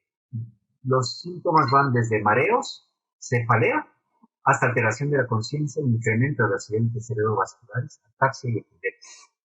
No es frecuente, pero se va viendo cada vez más, sobre todo ahora en niños, una enfermedad de vasculitis, se podría decir, arterial, que afecta los vasos sanguíneos, incluidos los cerebrales, y puede producir accidentes cerebrovasculares que se presentan en esta serie de Wuhan del 2.8% de los casos, y del síndrome nervioso periférico que les había hablado de hipogeusia o ageusia, hiposmia o anosmia, que no tiene nada que ver con la vía nasal, el proceso inflamatorio de ese nivel, sino también tiene que ver con alteración del sistema nervioso periférico. Se ha podido ver esto, es que está presente en un 5 a 10% de los pacientes. y en algunas series supera más todavía. Pueden haber también neuralgias presentes hasta en un 2.3% de los pacientes. Ha habido reportes también de anomalías en casos graves de la líquido cefalorraquídeo, ¿no? Con elevación de proteinorraquia específica, ¿no? Y no estaba presente el virus en el PCR de líquido cefalorraquídeo, pero sí los pacientes hacían un cuadro demencial, aparte de la sedación y de los fármacos utilizados en la post-reanimación de los pacientes que tenían distrés respiratorio agudo y fueron ventilados. Acá se puede ver justamente también stroke de grandes vasos en un reporte de caso en COVID-19 en un paciente joven, donde se ha podido que 5 pacientes, ¿sí?, que tenían menos de 50 años presentaban síntomas isquémicos de grandes vasos cerebrales, ojo, ¿ya?, y que esto se presentaba importantemente en estos, sobre todo pacientes jóvenes, los llamados ACV, pacientes jóvenes. Y esto era llamativo. Esto también se revisó. Apaguen sus micrófonos, por favor. Gracias. Entonces, no se sabía muy bien si podía haber algún efecto de trombosis o una disfunción endotelial. Probablemente sea ambas cosas, la llamada tromboinflamación sistémica, que afecta vasos pulmonares y en este caso también afecta vasos del sistema nervioso central, es decir, vasos anterior, medio o posterior, produciendo esta tendencia a ACV. La anosmilageusia, sin problemas de obstrucción nasal, sin problemas de diarrea, y lo que se ha podido ver que se presenta en series, algunas series, ¿ya?, europeas sobre todo, en pacientes jóvenes, que se han dado no en ese 10% de China, o tal vez probablemente en China sobre todo, tal vez probablemente porque no se lo investigó, pero después fue llamativo que se encontró sobre todo en mujeres, en más del 85% de los casos, tanto disfunciones olfativas como gustatorias, ¿ya?, y no estaban asociados a comorbilidades. ¿Podrían apagar sus micrófonos, por favor? Ya. A pólipos, a rinitis, que es característico esto, ¿no? No estaban asociados a esto. Y por eso es que se considera que hay alteraciones del sistema nervioso periférico en este caso. Lo bueno es que hay una recuperación que es variable, donde se ha podido ver que prácticamente una proporción importante ha recuperado a las 2 semanas de haber iniciado su problema. Hay un estudio de 72 casos, justamente se dio esta situación de recuperación importante de, de que variaban de 19 al 88% de los casos se presentaba la hiposmia, hipogeusia, disfunción gustatoria. Lo bueno de todo es que a las 2 semanas la mayor parte de estos casos había recuperado su sintomatología o su función gustatoria y olfatoria. Se ve gráfico de intensidad de síntomas y su recuperación al día 14 en la mayor parte de los casos. Las manifestaciones cutáneas, si les preguntan, ¿es cierto? Es cierto. Miren ustedes que se ha visto hasta un 20% de reportes en Europa de lesiones como erupción eritematosa o urticaria, vesículas muy parecidas inclusive a la varicela, ¿no?, que aparecieron como flash, que duraron pocos días y que no había una correlación de la severidad con estas lesiones de tipo cutánea, pero hay que diferenciar estas lesiones con las petequias y la acroisquemia. Y la acroisquemia está más relacionado con fenómenos trombóticos, inclusive con un síndrome llamado de anticorpolipídico, ¿no?, que se presenta en el lupus, pero que no hay factor lúpico presente en la sangre.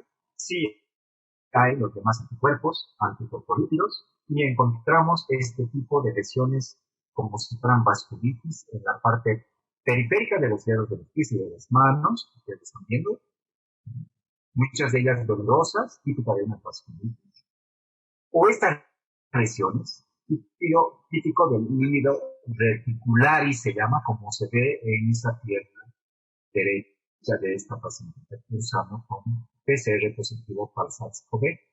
Las manifestaciones oculares se han visto desde el ojo seco, visión borrosa, sensación de cuerpo extraño, una proporción que varía hasta máximo el 20%. La verdadera conjuntivitis no se da más del 5%, pero primer síntoma fue reportado bajo, pero puede ser causa del inicio de la enfermedad, o sea, una conjuntivitis del 1%. La duración no es tan importante, pero dura promedio 5 días, máximo 10 días. Esto se pudo ver en esta proporción de casos en 534 pacientes en China. Las alteraciones de la población también son dadas, esto lo hablaremos después. Hay alteraciones iniciales de aumento de los dedímeros, fibrinógeno, trombocitopenia, tiempo de protombina prolongado, tiempo de tromboplastina activado, y esto habla de un fenómeno de hipercoagulabilidad en el paciente y un riesgo de coagulopatía intravascular diseminada y microangiopatía trombótica que les estaba mencionando. ¿Ya? Esto es importante, pero todavía hay grandes dudas en la anticoagulación de estos pacientes, donde lo que sí se debe hacer es tromboprofilaxis.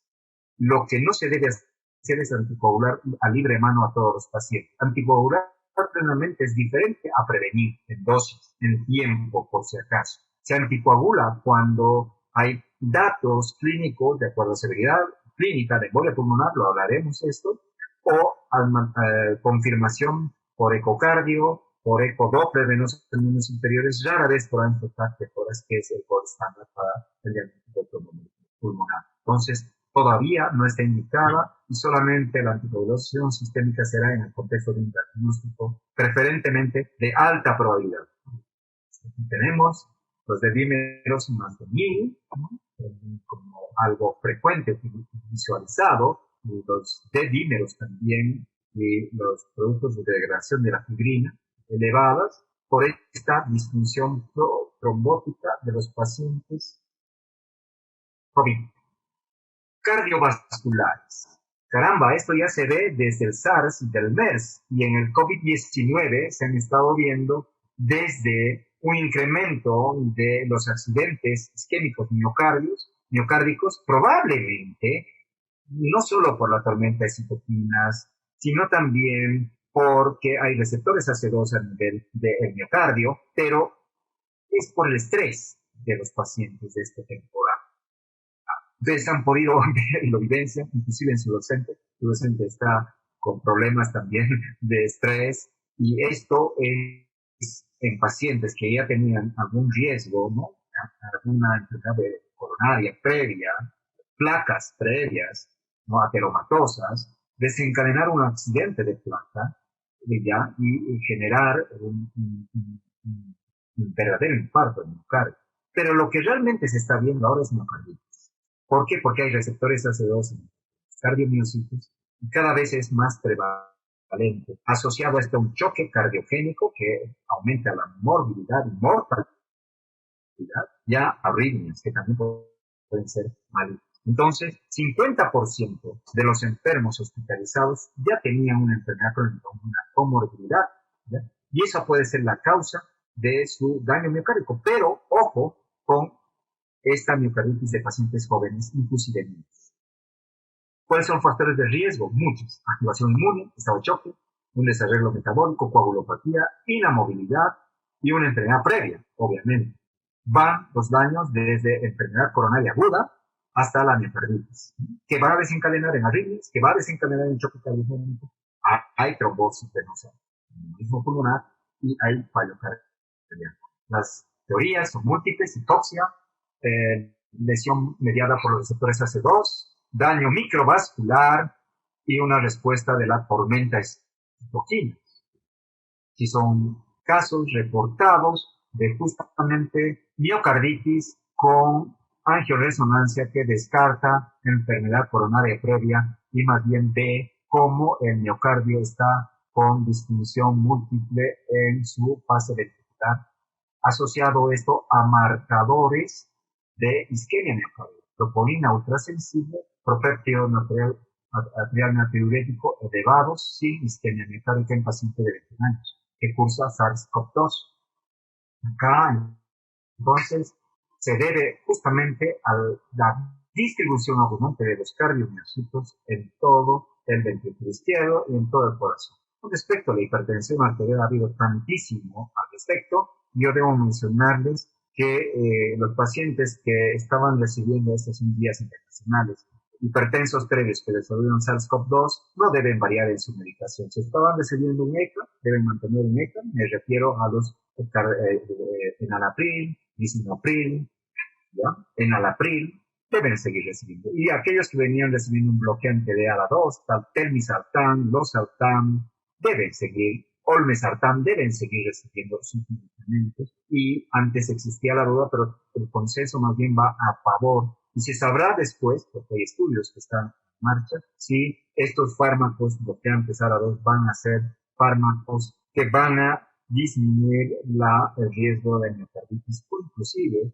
de enfermedad sistémica viral. Una vez más nos remitimos a esta clasificación de estadios de COVID-19, que es importante tenerlo en el mapa mental. ¿Por qué?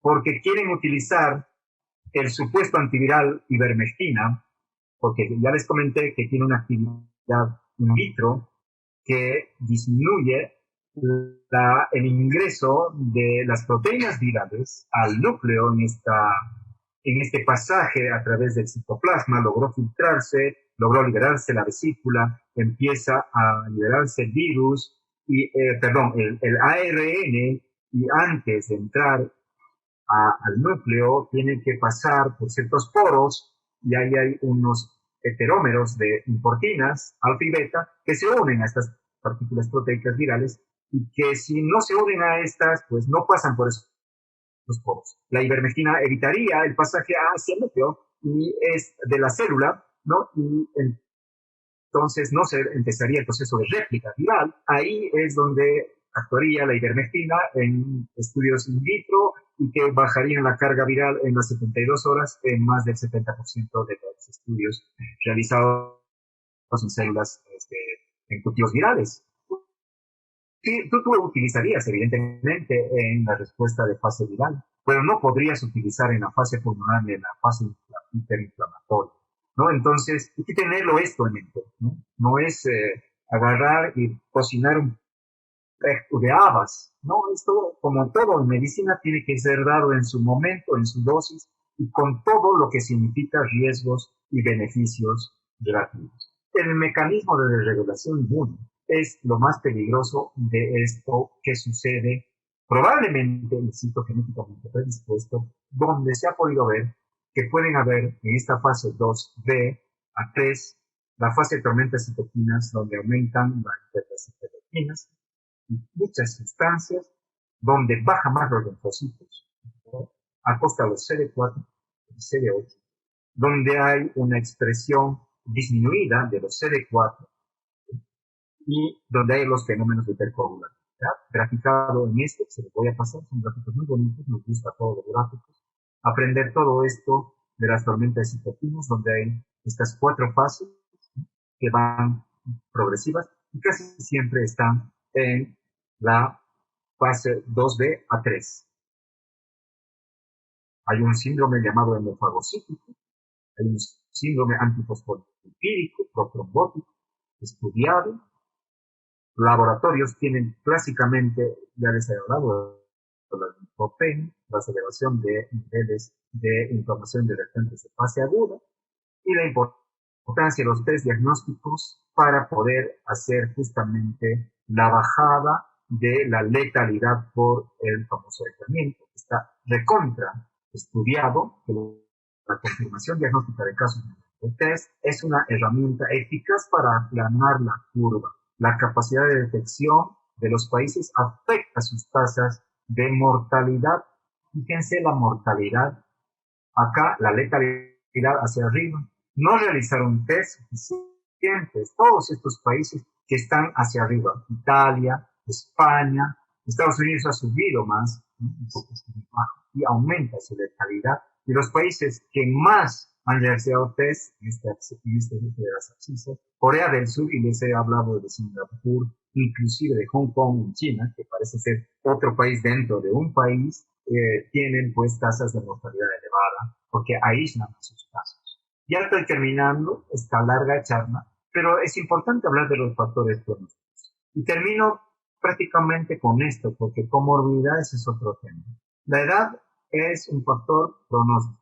A medida que pasa de los 50 años adelante, aumenta rápidamente, exponencialmente la mortalidad hasta llegar a los 80 años. En los criterios de sepsis, de fallos de órganos, con más de uno o más de uno del criterio llamado SOFA de sepsis, aumenta la mortalidad 5 veces. Y mientras más los marcadores de protrombosis, como los de dímeros, estén más altos, más de 1000, también aumenta la mortalidad 18 veces. O sea, edad, SOFA y de dímeros podrían ser factores de predicción de mortalidad. Aquí está la edad, 50 años, acá está su doctor, en el 2% de probabilidades que se contraiga el coronavirus nuevo. Para la próxima década, 4%, después 8%, y después de los 80 años, 16% de mortalidad en estos 44.000 pacientes. Esto es el gráfico que no deben perderse para explicar siempre a su gente del porcentaje de severidad y cómo evolucionan los casos, ¿no? No todos mueren, no todos mueren. Muchos se recuperan. No todos se quedan estáticos en caso leve y moderado. Ahí está en esos porcentajes. Muchos pasan de estados leves y moderados a casos severos y graves, ¿no?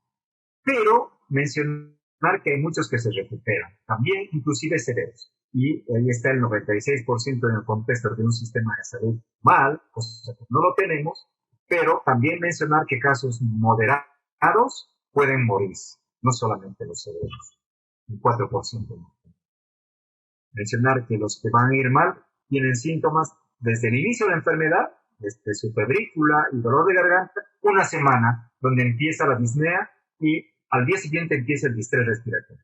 Esa es importante situación a tener en cuenta. Las complicaciones choque séptico, distrés y fallo renal, las tres más frecuentes. El síndrome del distrés es lo más frecuente, hablaremos de eso después. La disfunción de órganos es la causa más importante de mortalidad y desafortunadamente se debe a una sepsis más bien viral con esta tormenta de citoquinas.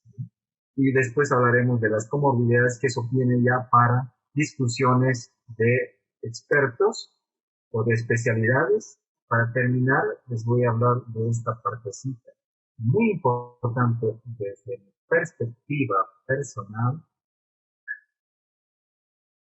los antivirales. Estos son los fármacos antivirales y los fármacos que se utilizan, ¿no? Desde la importación del virus, con bloqueo de los receptores AC2, con bloqueo de los correceptores de serina proteasa transmembrana. La evidencia de la cloroquina y hidroxicloroquina cada vez es menor, con la formación o transformación de pH de este endosoma, ¿no? El lopinavir y ritonavir, un antiviral utilizado off-label por las características previas de virus del SIDA, por el virus SARS y MERS, cada vez tienen menor eficacia, pero hay un estudio llamado Solidarity, y el Recovery europeo, que de aquí a junio nos van a decir si realmente sirve el lopinavir y ritonavir, si realmente sirve el remdesivir, si realmente sirve la hidroxicloroquina, si realmente sirve la ribavirin, interferón beta 1B, por si acaso. Todos estos son fármacos que utilizan diferentes fases de la importación del virus, de la réplica viral, de la ensamblaje de los exosomas y, ¿por qué no?, los anticuerpos neutralizantes o los fármacos que evitan la tormenta de citoquinas. ¿Vale? De calidad hemos hablado, que sí es importante. La reactivación es importante, y esto que termino indicando que la zona de miedo ya debería haber pasado, pero la gente es tan estúpida que de la zona de miedo no se va, no a una zona de aprendizaje, menos a una zona de crecimiento, se va hacia atrás a una zona de negación y de violencia permanente donde le es más cómodo al primate actuar que ir avanzando hacia adelante, identificando las emociones, comenzando a soltar lo que no puede controlar, dejando de consumir compulsivamente desde pornografía hasta bebidas alcohólicas y droga, desde lanzar fake, ¿no? Y chismes, hasta tocar una banda y bailar en Avenida Suecia en pleno pico, ascenso del pico de pandemia, ¿no? Y lo más importante sería entrar en esta última zona donde uno tendría la empatía de sentir lo que ustedes están sintiendo o de lo que lo vamos a sentir, adelantarse en el tiempo, ¿no? Tratar de mantener un estado emocional estable, adaptarme a los nuevos cambios, tener paciencia y relaciones de creatividad, agradecimiento y valoración de lo que realmente tengo, respirar por la nariz, no por una traqueostomía o un tubo endotraqueal, y ayudar a la gente a buscar este camino, encontrando un propósito que ustedes son afortunados en tenerlo, ya que están estudiando medicina, y espero que todos lleguen a buen puerto, y espero que todos no sean mutados en el camino como el virus del coronavirus, que muchos médicos son mutados en el tiempo, y en vez de salir a ser parte de la solución, son un problema, divulgando fake, estando aterrorizados en el fondo, ¿no? No habiendo salido de estas zonas de crecimiento y absteniéndose diciendo que tengo asma o que tengo mi colesterol elevado ahí y dejándonos a pocos médicos y realmente enfrentarnos a esto. Este era el mensaje final. No hay tratamiento para este virus, ¿ya? Todo está en investigación. Si vas a utilizar uno u otro fármaco, que sea bajo el contexto de los protocolos que se han elaborado por diferentes sociedades, probablemente por parte del ministerio, que no son muchos, según la fase viral, la fase pulmonar y la fase inflamatoria. Y lo que sí se sabe es que el distanciamiento social, el uso de barbijos y el lavado de manos, esa es la única medida que baja el aumento de casos en un 40% de un día al otro. ¿Ok? Un día de distanciamiento social, estudiado plenamente, baja 40% el riesgo de transmisión en la comunidad de vecinos. Eso sí está estudiado en todos los países. Por lo tanto, las personas no están locas al pedir distanciamiento social. Entonces, esta charla ha sido grabada. Hoy día voy a ponerla en YouTube y le voy a pasar a mi alumno y la voy a viralizar para entrar en contexto. Y nos vemos, ¿ya? El lunes yo les aviso si va a ser en la plataforma. Yo tengo la posibilidad de ampliar mi plataforma a muchas personas, pagando muy poco, porque tengo que renovar, o tengo la probabilidad de entrar a San Simón. Si tengo la probabilidad de entrar a San Simón sin que crujan las puertas, ¿saben lo que es eso, no? Sin que me pongan obstáculos, sin que cada uno se crea Dios por hacer un favor a los alumnos, imagínense, pues yo lo habilito esto para plataformas más amplias y pueden invitar inclusive a las personas que quieran. Entonces yo les aviso ese contexto y tengan ustedes buenas noches.